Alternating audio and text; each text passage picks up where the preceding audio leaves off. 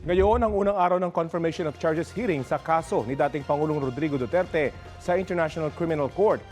Nahaharap siya sa 3 counts ng crimes against humanity for murder at attempted murder, bunso ng madugong kampanya kontra droga mula nung mayor pa siya ng Davao City hanggang naging Pangulo ng Pilipinas.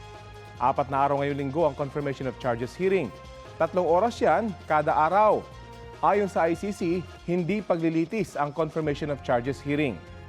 Sa mga pagdinig na ito, susuriin kung malakas ba ang mga ebidensya para magpatuloy sa paglilitis o trial. Ano-ano nga ba ang mga inaasang mangyayari sa confirmation of charges hearing?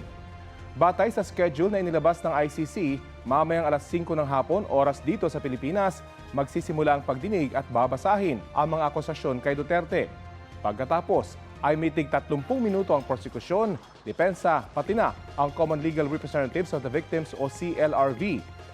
1 oras naman ang nakalaan ngayong araw para sa submissions on the merits ng prosekusyon. Dito nila ilalabas ang kanilang mga ebidensya.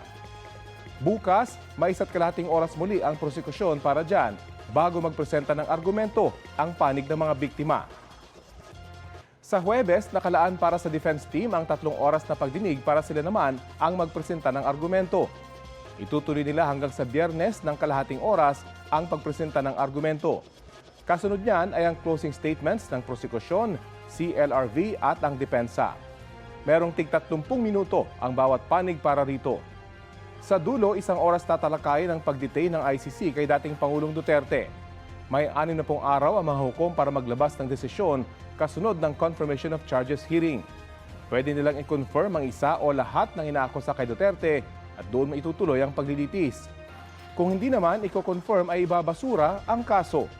Pwede ring magdesisyon ng mga hukom na magdagdag pa ng ebidensya o magsagawa pa ng investigasyon ang prosecution team.